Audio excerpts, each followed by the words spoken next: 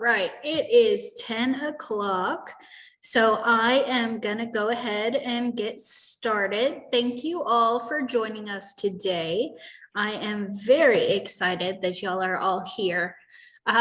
We have a lot that we want to go over, and then we kind of wanted to start this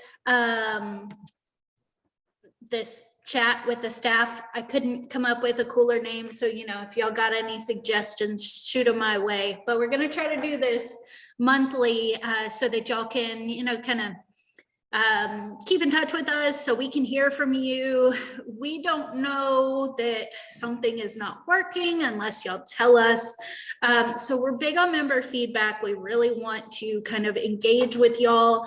And now that we're in this weird semi post-COVID world, or whatever you want to call it, virtual seems to be the way that people are going. So we thought we'd make this easy on y'all and do it in a virtual setting. I wanted to start off by going over kind of some of the most frequent questions I get, especially regarding violations, clear cooperation, coming soon, things like that. So I'm going to start off by talking about that, but y'all feel free to unmute, ask any questions you may have. We'll have plenty of time for discussion as well. The first thing that I wanted to share with y'all, though, is in regards to clear cooperation. So let me share my screen.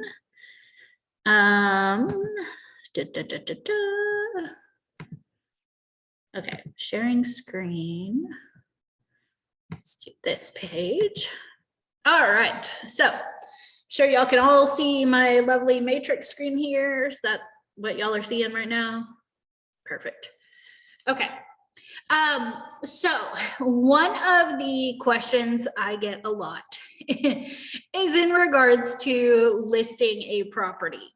As y'all are hopefully aware, NAR has a rule called clear cooperation. Clear cooperation states that if you choose to advertise a listing to anyone, then it has to go into the MLS within 1 business day.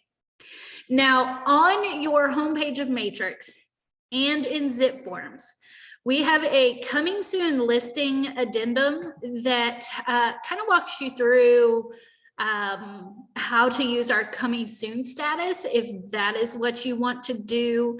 It also kind of goes over some of the clear cooperation rules and why we suggest using coming soon. So if you ever need to get to it, it's linked on the homepage of Matrix and in Zip Forms. So we're going to do a quick rundown of clear cooperation. So in your listing agreement, at least for the Texas listing agreements, it says in there, it'll have your listing starts on this date, and then underneath it you can put, but I want to withhold it from the MLS for X amount of days. If you choose to use that, that is fine. You can still use that. However, that by filling that out, that's only going to apply if you don't advertise. Once you start advertising your listing, NAR's rules kick in, and that's going to override whatever's in your listing agreement. So the moment that you have a listing agreement in place and you start advertising, you need to put it into the MLS within 1 business day. The idea behind this is that if you're going to advertise to 1 person, you need to advertise to all. So advertising, and I do want to clarify, advertising includes putting a sign in the yard, because you're advertising to the world that this house is for sale. It includes publication, word of mouth. All of that is considered advertising. So the moment that you start advertising outside of your company, then it needs to go into the MLS. Coming soon is a status that a lot of people use to allow them to start advertising a property, but maybe your client is not quite ready to show it yet. Coming soon status will satisfy NAR's requirement, but you can kind of withhold showings at this time. So you're still advertising to everybody, you're getting the listing out there, but by using coming soon, you are saying, hey, we're not quite ready to show this property yet. Coming soon is only a temporary status. It can only be used for up to 30 days. You and your client have to agree to use the coming soon status. You cannot show a coming soon listing to anyone while it is in coming soon status. As soon as you throw it active, that's fine. You can do showings. While it's in coming soon, you're allowed to schedule showings out for the day that it's going to go active, but nobody can see the house before it goes active. These listings also will only show in the MLS. They are not going to feed out to other IDX websites. So you're not going to see them on other agents' websites. You won't see them on realtor.com, things like that.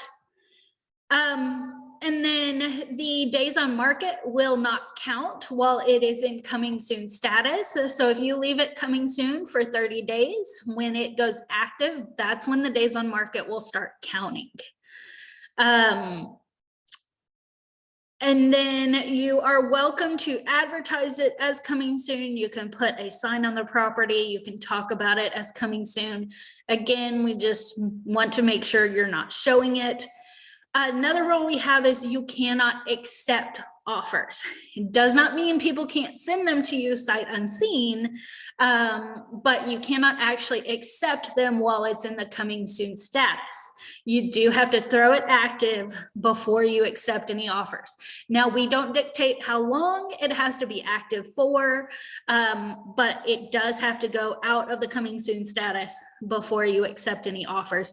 We want to make sure that everyone has a chance to put in an offer while it's on the market. Otherwise, your client may not be getting the best offer for them. So that's kind of coming soon and clear cooperation in a nutshell. I do want to point out, though, that with clear cooperation, it only, here, I'll stop sharing my screen real quick. Clear cooperation only takes into effect if you are advertising outside of your brokerage. Now, because within your brokerage, you all have the same broker, you are allowed to keep office exclusive listings, but the second you put a sign out in the yard, you talk to people outside of your company, things like that, that is no longer going to make the listing considered an office exclusive listing. So you would have to go ahead and put it into the MLS either as active or coming soon. So we're not saying you can't do office exclusive listings. That's totally fine. It's just, if it's going to be office exclusive, it needs to stay only office exclusive. You cannot talk about it to other agents. Also, this applies to any property that has a listing agreement. If you do not have a listing agreement, maybe you're trying to get a listing, you want to start marketing something as coming soon, but you don't actually have the listing agreement yet. We do not have jurisdiction over that because it is not technically your listing yet. So it only applies if you have a listing agreement signed. This is the number one question that we get. I see a lot of people on all of the Facebook groups and things like that, posting listings that are coming soon. If you mention an address, a location, anything that might pinpoint this particular property, and you have an active listing agreement, that triggers the advertising rules. Now, we do have a clear cooperation violation. So if you are caught advertising and it's not in the MLS within 1 business day after you advertise, you could get hit with that fine. That is one of the reasons that we really want to make sure that this rule is understood, that everybody is aware of it. We really hate fining you guys. So I'm trying to do my best to make sure that everybody is aware. Please make sure you talk about this to your agents in your office, things like that. And feel free to call me anytime you are questioning anything. Call us. Don't hesitate to reach out to us. That is what we are here for. Now, regarding clear cooperation, does anybody have any questions? There's a lot of information, I know.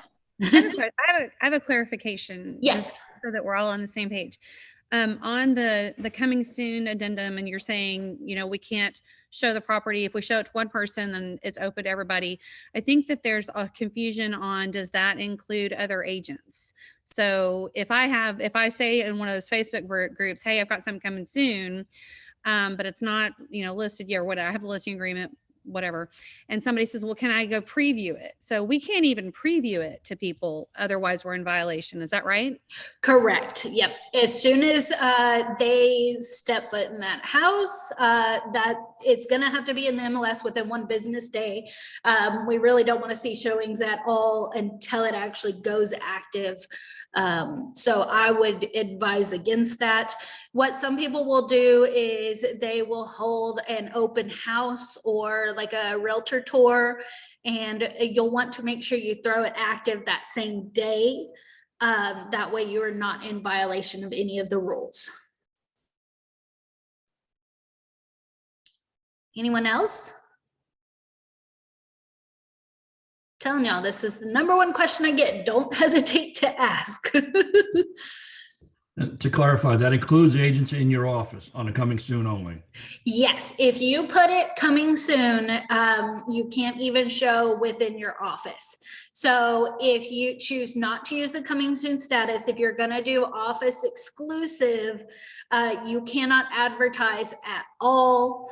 Once you put it in coming soon status, at that point, you need to lock it down. Nobody can show it, not even people within your office, until you're ready to make it active. Any other questions? Okay. Another thing that I want to clarify as well, while we are talking about listing properties. So in our MLS, we only want you to market a property, we only allow a listing to be input into the MLS one time, one way, in most instances. However, there are a couple of exceptions. So if you have a property, if it has 1 CAD number, it can only go into the residential category one time, one way. So let's say it is a house that sits on 15 acres. You only have 1 CAD number. You'll put it because it has a house on it. You could put it under residential. You'll put it in there one time under residential. And then you'll have to pick if your clients want to either sell the house with 5 acres or the house with 15 acres. You got to pick one way to do it under residential. We do have an exception under land. If you are selling a property with multiple acreage options, under land, you are allowed to list it more than one time. So you could do the house with 5 acres and the house with 15 acres, because we want to make sure that it hits everybody's search criteria. Some people may be searching for 5 acres or less. Some people may be searching for 15 or more. You can put it in multiple times under the land category if it has different acreage options. You can also put a listing in more than one category if it qualifies for it. So you could put a listing in under residential, and you could also put it under land if it qualifies for both categories. Or another one I see a lot is commercial and land with the sub-property type commercial land. That is allowed. However, when everything is said and done, your property is only going to sell one time, one way. So we want to make sure that you only get credit for one of those listings. You'll pick the one that you want to show up on your stats, and then you'll terminate all other options. So we do allow it to be listed under more than one category for searching purposes, but once it actually sells, you need to make sure that you mark it as sold only one time and then terminate all other listings. Speaking of terminating, only the designated realtor for the office or their office staff, if they have given them access, only the DR or their staff have access to terminate a listing. So just be aware of that when it comes time to terminate. Anytime you're taking a property completely off the market, we do want it to go through your head broker. So you'll need to contact them to get that taken care of. Any questions regarding that? I do. Mhm. I guess, what difference does it make in regards to the residential side of this versus the land side? If you can list it a house in 5 acres or a house in 15 acres on the land side, what difference does it make if you do that on the residential side as well? Like, why is that? That is a good question. When it was originally discussed, before, we didn't allow duplicates at all under the same property type. We decided to go ahead and make an exception only for the land category because we do have so much rural property. The other thing is, land websites typically have the ability to display more than one, whereas in the residential category, a lot of the websites that display the residential properties, they have trouble deciding which listing goes out into the feed, which one they need to display. It can cause a lot of issues with the IDX when you feed out to other websites, specifically in the residential category. It's just not really built out, and other agents' websites are built out to display them properly. Whereas with land, they kind of, because land gets subdivided so much, and they tend to have workarounds around that. So that is kind of our thinking on only allowing it duplicated under land and not residential. It's mainly how it displays to other websites. Does that make sense? Kind of. I mean, it does, but I don't know if I really agree with that. I mean, I get that. I get the feed and I get how that looks like on all of that, but then you'd have to look at every other situation that doesn't feed over correctly on every other website, because there's 1,000 different websites that do not feed correctly no matter what you've put it in as.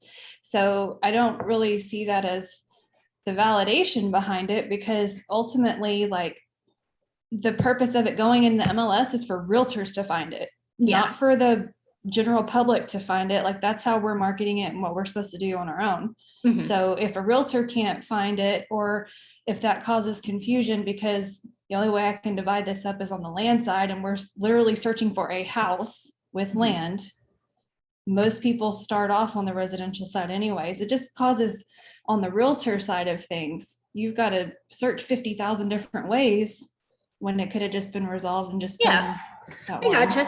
Okay. It is something that I'd be more than happy to bring to the board. We can discuss it at our next board meeting, which board members, for those of you on here, I'm working on getting the board books out. I'll go ahead and include this in there so they can discuss it on Thursday. It's a quick and easy discussion. So I'd be happy to add that, because I think the last time this was discussed was back in like 2000 and I don't know, probably 2016. So it's probably a good time for us to discuss this. I'll go ahead and bring that up so that we can vote on that and potentially.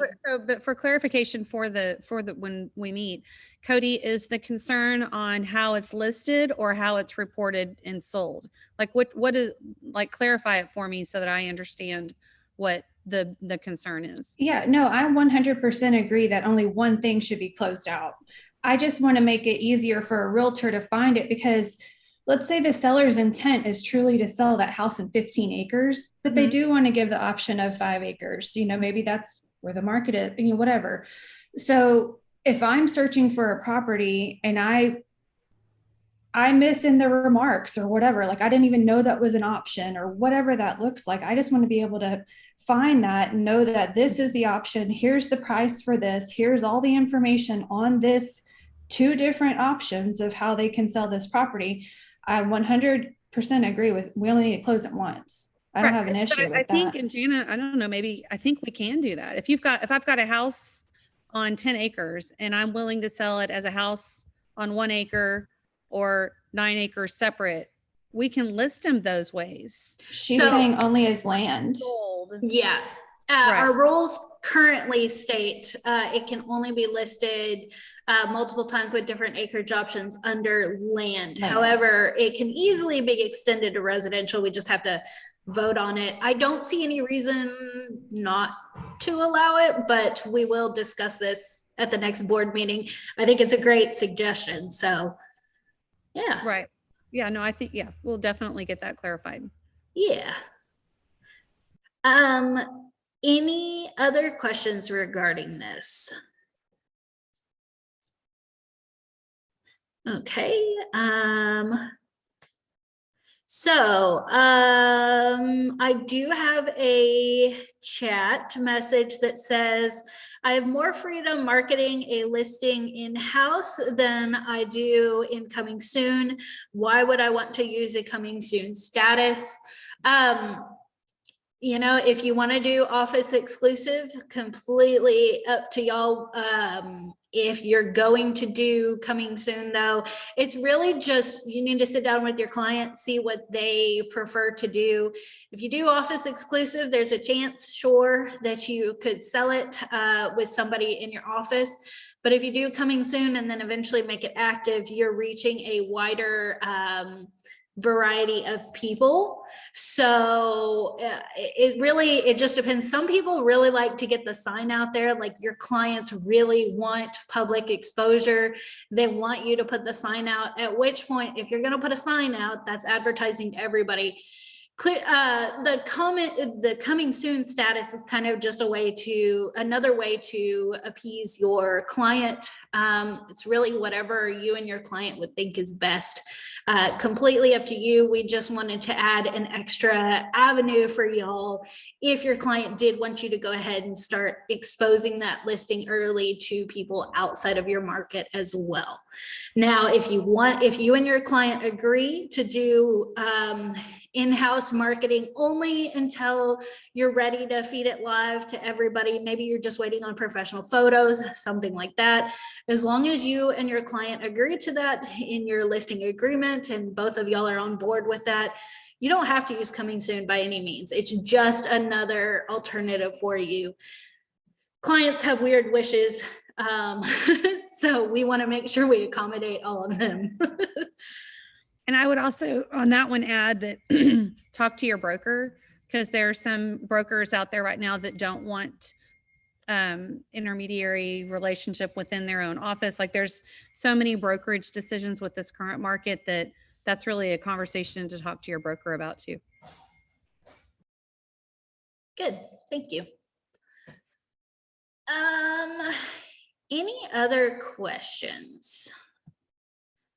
Are there any rules that y'all are really struggling with that y'all might need clarification on before I go into some of our more common ones?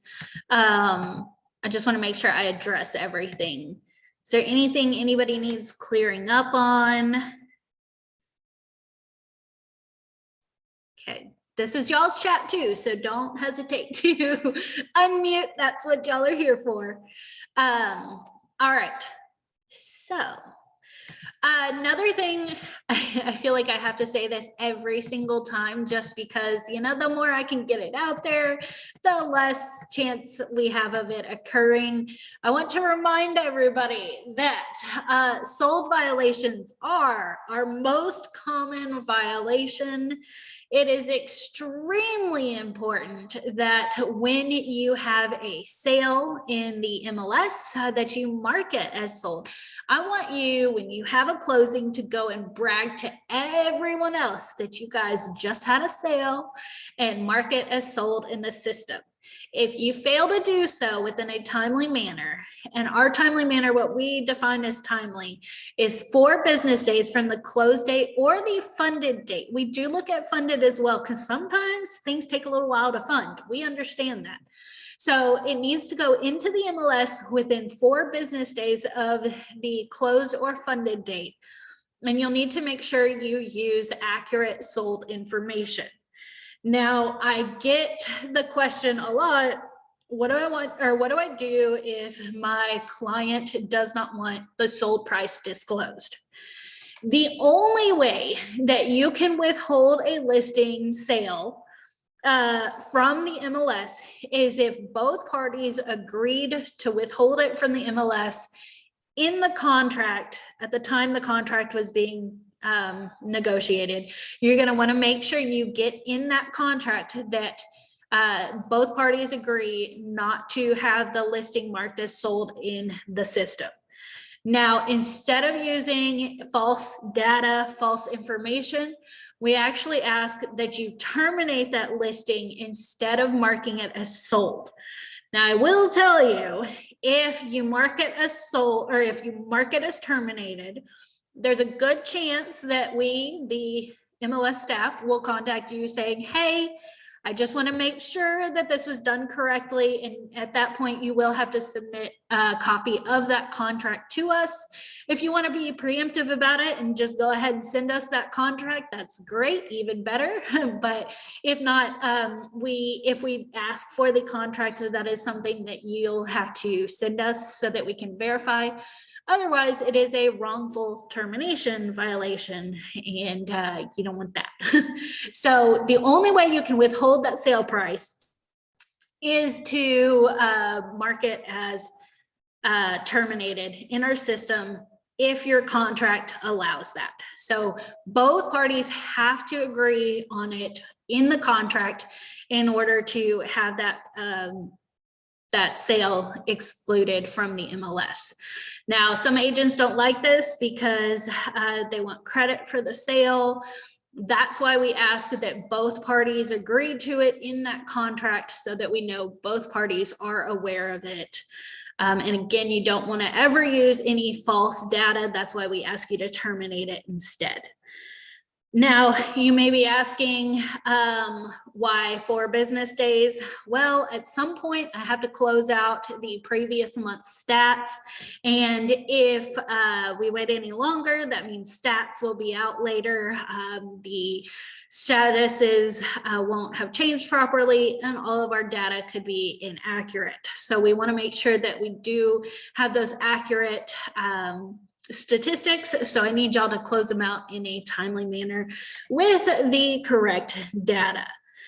If your client ever says, I don't want my sale price listed in the MLS, they do, again, have the ability to not include the sale price in the MLS if both parties agree to it. But I want you to assure them that their data is protected. We have to, anybody who gets sold data in an IDX feed, we thoroughly vet them. We make sure that it's only being used for certain situations like AVM calculation, things like that. They can never display publicly the sold price anywhere. And we monitor and track those IDX feeds that do contain sold data. However, we don't issue very many of those feeds that include sold data because of your client's right to privacy. Texas is a non-disclosure state.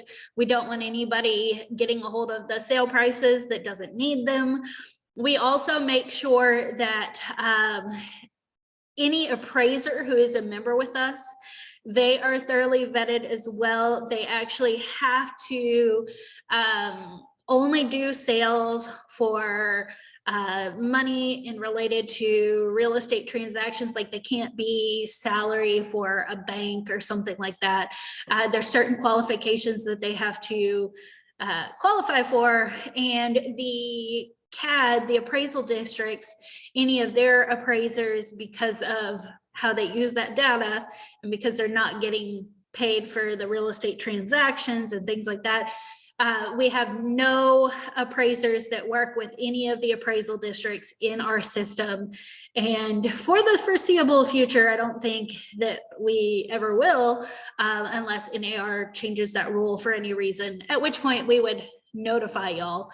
But you can assure your client that that data doesn't go anywhere but our MLS, and we make sure that, you know, it's never going to be publicized. So if that's their reason for withholding it from the MLS, you can assure them that their data is safe. A lot of the times the appraisal districts get those sale prices because as soon as you buy or sell a home, when you're the buyer of that home, they actually send you a piece of mail that says, hey, what did you sell this property for? And you, as the new buyer, have the option of telling them exactly what you sold it for. So that's typically the number one way they get those sold prices. So just tell your client the CAD may ask for that, but that's up to you whether you want to give it to them or not. So yeah, just make sure if somebody wants to withhold it from the MLS, you get it in writing in the contract. I have another question that says, what about builder contracts? We want our data in there, but they terminate as the listing agent is not a part of the sale, so we lose the comp. Okay, so this has been an issue really nationwide. I've specifically talked to several MLSs across Texas, and we're trying to figure out how to legally protect ourselves as the MLS. And so it's kind of become an issue for some builders due to the way they write their contracts. So when a listing goes into our MLS, the agent that's representing that builder typically has a listing agreement and everything is good to go. The listing agreement's great. We have no problem with that. What is happening sometimes is the contract that is taking place at that point does not include the listing agent. It is, if the listing agent's name is not on that contract, unfortunately, they're no longer considered a part of that transaction. At that point, it no longer meets the qualifications to count as a listing in our MLS because the builder is not a member of our MLS. And if there's no listing agent representing that builder in the contract, then it's no longer a viable, like we have no contract with them to put it in our MLS. So that's why we're having them terminate them instead. When it goes in originally, yes, it does follow the rules. There is a listing agent tied to it, but it's once it goes under contract that essentially that listing agreement is broken. They're not tied to the contract anymore. And therefore, because the builder's not a member of our MLS, it does not meet the qualifications to be entered into our MLS. So that's why we're having to terminate it. It does make for good comps, yes, and we are missing out on some of that, but we cannot take credit for those sales. We cannot have them in our MLS if they were not, if they did not agree to use us and if they were not listed with a member of our MLS. So that was kind of our reasoning behind that. We're hoping that, you know, if the builders can get the listing agent in the contract, if they change and update their contracts just a little bit, then at that point it could meet the requirements, but until that happens, this is just how we have to get around it legally, because we cannot report those as sales in our MLS if a member of our MLS did not take part in listing them. Does that make sense? Does anybody have, oh, okay. The problem is they don't want to pay the listing agent. So it's not, well, that's between the listing agent and them. We have no say in commissions. We don't care if the listing agent gets paid or not. That's not, we have nothing to do with commission. The only thing that we care about is that agent's name has to be tied to the contract. So in there, they should have the ability to put a listing agent in there. If not, a builder's using a custom contract, hopefully that is a field they could add, but we don't actually get into the commission and why they leave them off. That is a builder choice. Does not have anything to do with us. We are not allowed to dictate or control commission in any way. So, any other questions regarding that? Okay. Let's see, what else? Another thing I just want to reiterate is branding. Please make sure everything in the MLS is focused on the property, not who's selling it.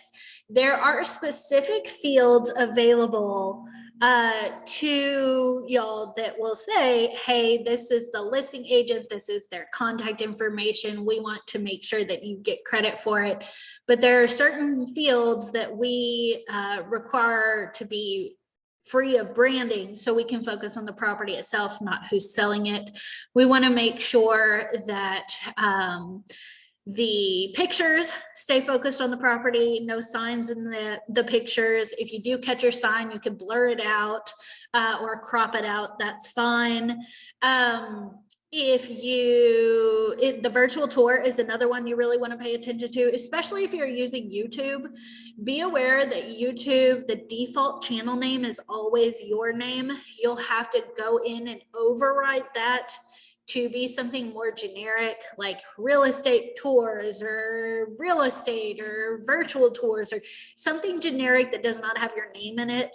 So you want to make sure those virtual tours are free of branding. Directions as well. You can say real estate sign, but you can't actually name the company sign that's going to be shown. And then most importantly, the public remarks, you want to make sure that that stays focused on the property itself, not who's selling it, and not who it would be perfect for. I'm sure y'all, if you've ever listed a property at any point, you've probably gotten a courtesy notice from us saying, hey, you've used a word that's frequently associated with Fair Housing Act violations. These notices are just designed to help protect you in case somebody does file a Fair Housing Act violation against you. It also protects us because we can say, hey, we notified you that this word was used. Unfortunately, the system does not use context. It's kind of silly, I know. So you might get flagged for black or white appliances. If you're talking about the property itself, you're fine. If you're talking about who it would be perfect for, like black or white people, you are not fine. If you're saying perfect for entertaining, you're fine. If you say perfect for families, you're not fine. My favorite example, somebody one time told me, yeah, we got flagged for the word polish. Well, polish and Polish are spelled the same, so it flagged it. Anytime you get those courtesy notices, just go back in, reread it. In fact, on the little box it sends you, there is a line right above it that says click here to view your words in red. It will even tell you specifically which words it flagged. You can go back in, reread it. Just always ask yourself, am I talking about the property itself, not who it would be perfect for? Okay, going back, I do have a question on, it looks like the sold listing stuff. it says if we get a contract on an office exclusive before we even put it in the MLS, when do we have to have it in the system? So if you have an office exclusive listing that you want to put into the list or into the system afterwards for a sale, contact us before you do so. There is a chance it would trigger a sold listing violation. I can waive that if I have a copy of all of the documents prior to it. But if you just want to put it in after it sells, just for comp purposes, you can send me the listing agreement. I need to see where it specifically says, you know, this was going to be an office exclusive.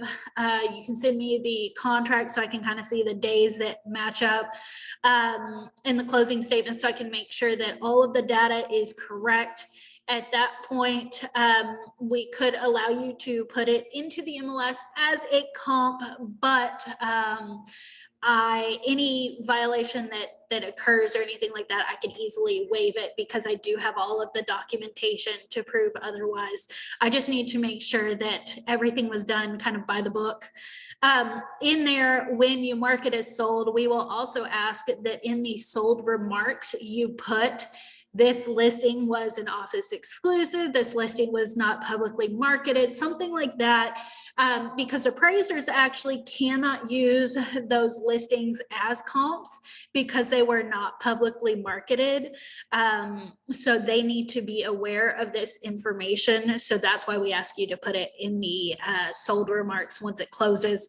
That way, if anybody has questions, they can ask you, and it's kind of easier to distinguish between, was this properly marketed or was this office exclusive? Let's see. This question is in regards to flagged words that violate fair housing.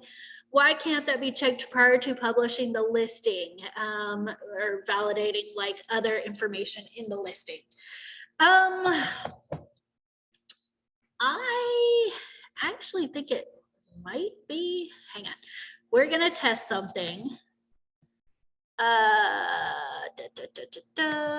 Sorry, I got Canva up right now, but we'll do Matrix.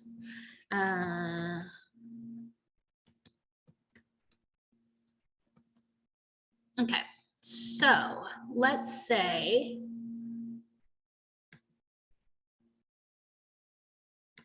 I have a listing. Actually, I should have one right here.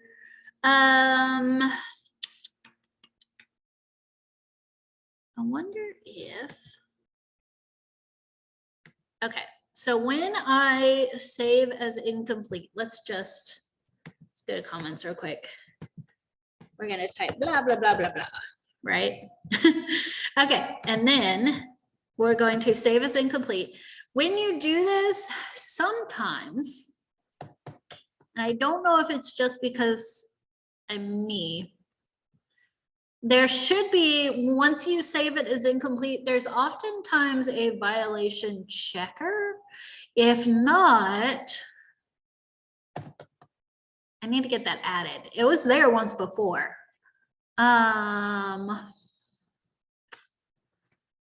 Does anybody see this? If y'all have an incomplete listing, does it give y'all the option to check it beforehand?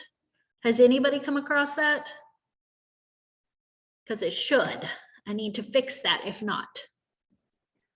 I think that is something that Peter removed when we were adding different fields. I don't think it got added back. Oh, So okay. But you do remember seeing it there once upon a time too, right? I'm not crazy. Yeah, okay. Let me work on that. I will have that. I'm making a note right now. Hang on. Because that is something that's supposed to be there. All right. Making note of violation checker for incomplete listings. There we go. So hopefully I can get that fixed.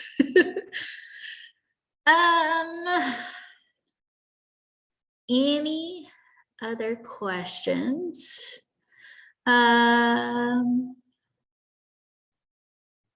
Oh, I missed a question. Sorry about that. Scrolling back through.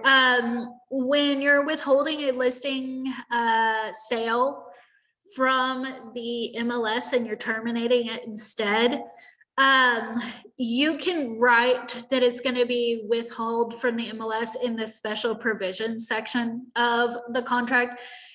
We don't really care exactly where it is, as long as it's in there, it's good.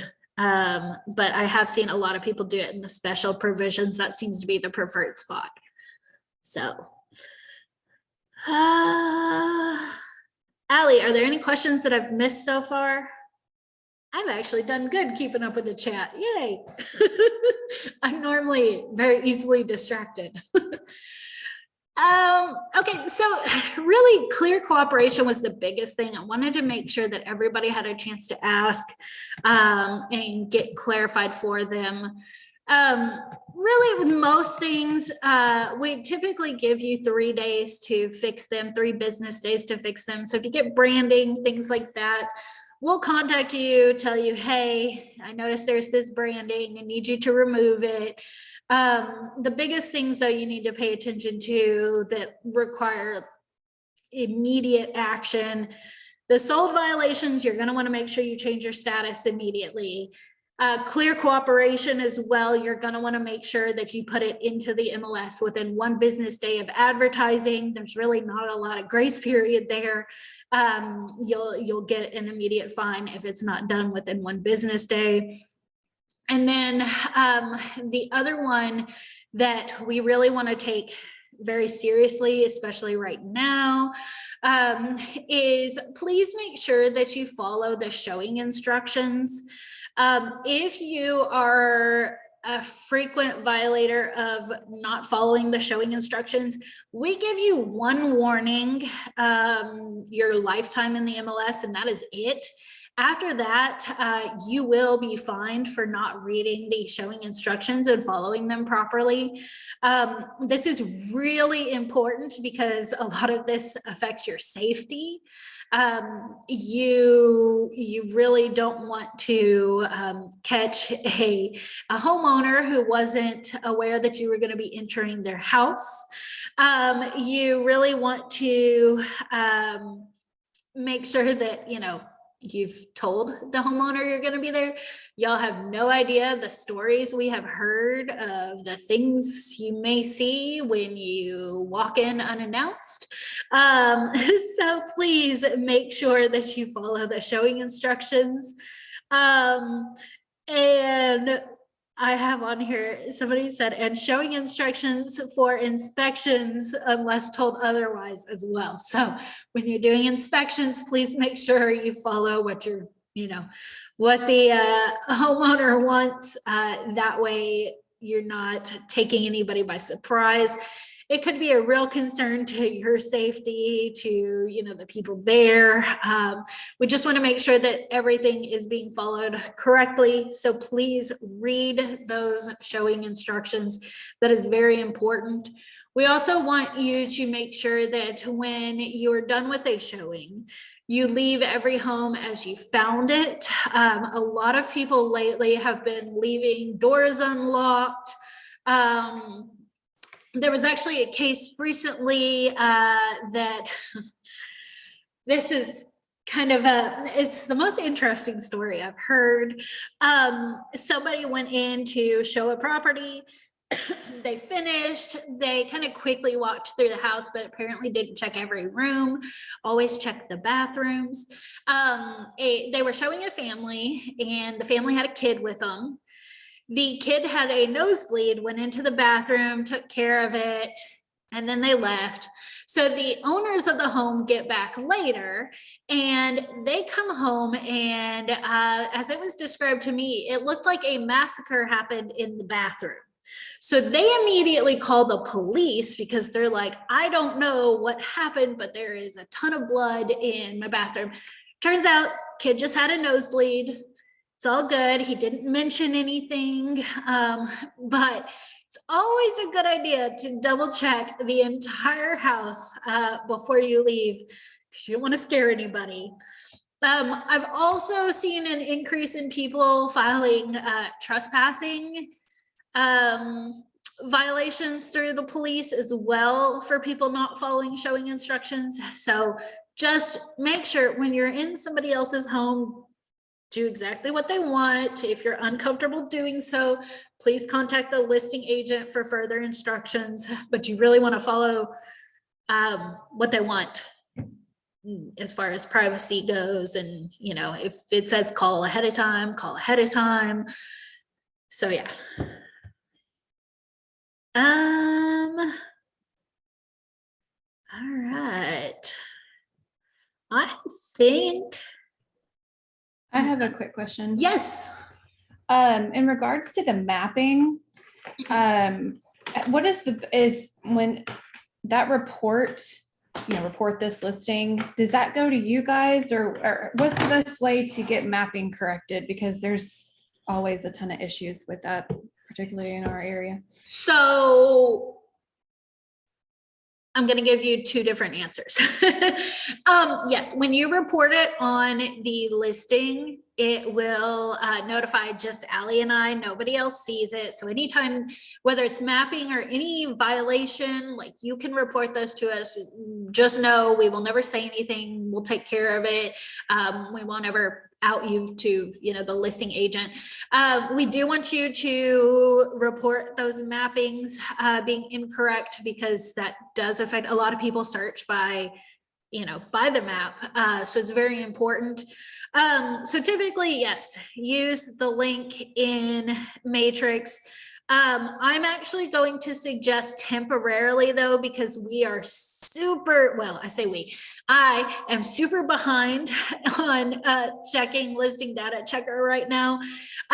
If you use the little triangle that has the exclamation point in it, that one goes through listing data checker.